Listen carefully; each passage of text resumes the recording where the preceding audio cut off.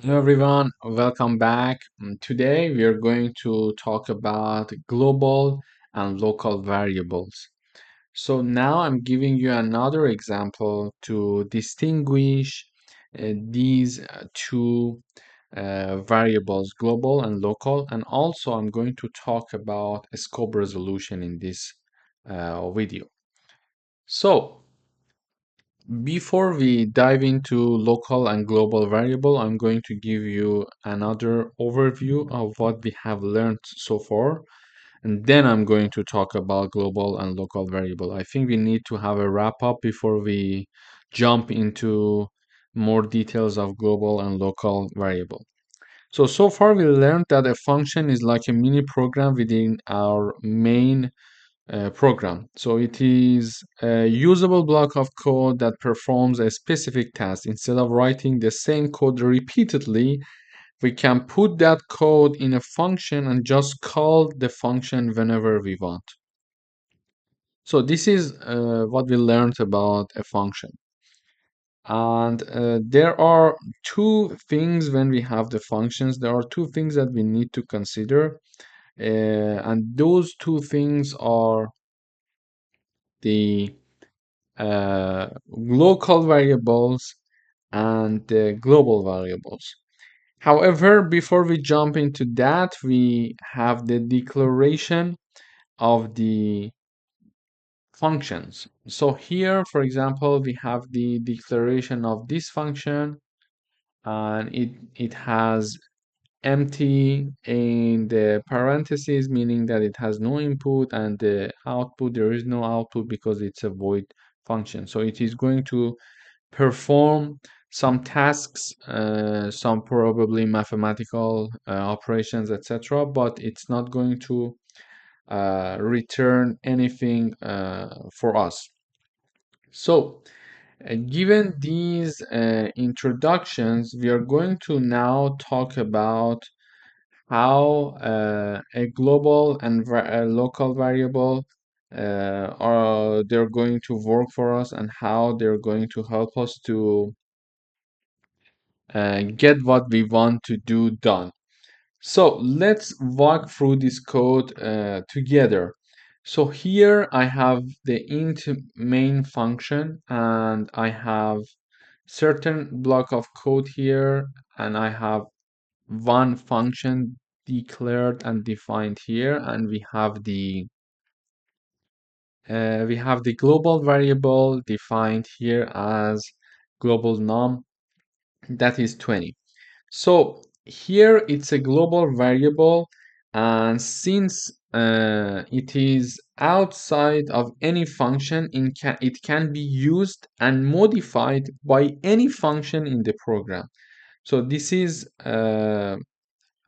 why we are calling it global, and its initial value is 20. So it is initially defined to be 20. Then we have the void function that is going to do some tasks for us. So let's see what this function is going to do for us. So here we are declaring another integer variable with the same name as the name of our global variable. However, this is because it is redefined in this function, it is considered to be a local variable, although it has the same name. So it is a local variable and its value is set to be 10. Here, in order to distinguish these two, this function is going to print two values for us. Firstly, it's going to print the local value, the local variable that is a global num. So we are going to see the local value of this variable, and then we are going to see the global value of this global num. And to do that, we are distinguishing using these two lines, and then we are writing global num using scope resolution. So scope resolution means that if I only say global num, just like here, What the program will access is that, okay, you are using this local one, so you're calling this local one. However, so this is why we are just simply using printing global num, which means that this local variable will be printed. However, if because the local variable has the same name as the global variable, if we want to access and print this one, we need to use scope resolution. And scope resolution simply means that we have colon colon and then global num. Then it means that the program will realize that you are planning to use this number and not this number. To say it concisely, if you just write down global num, it's going to print this local variable. If you're using scope resolution, meaning that colon colon global num, the program will realize you would like to print the global num and not this local one. Okay, so let's now run the program and see how it works. So firstly, we are couting global num. So here we are simply printing this value, and we don't need a scope resolution. Why? Because we don't have any variable or any integer that is defined with the same name as the global num. Let me just run the code first, and then we are going to analyze the code once more.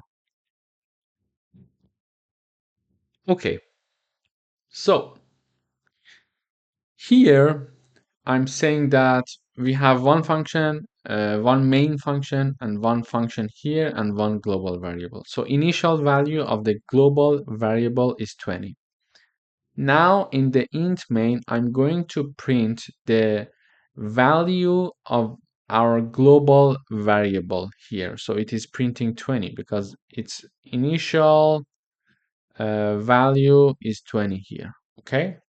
Then I'm calling the demo scope function. When I'm calling the demo scope function, the program is going to come here. It starts reading from here. Okay, the program will realize we are defining a new integer locally with the exact name of our global variable. It says, okay, it's a local variable, there is no problem.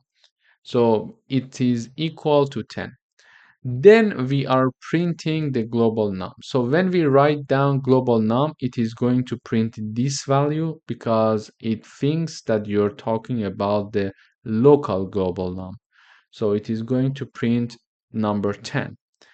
Then I would like to also print this global num, which is the global variable. To do that, I need to use a scope resolution.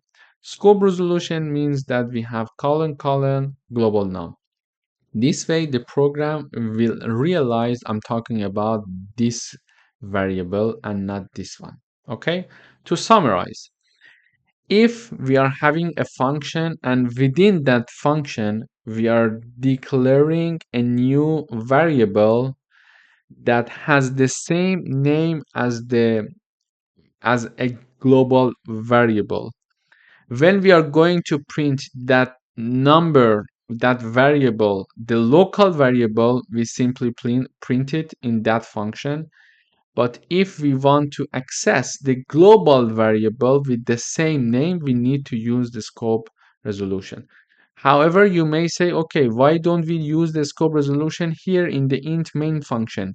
The reason is that in the int main function, we didn't declare any variable with the same name of this global variable.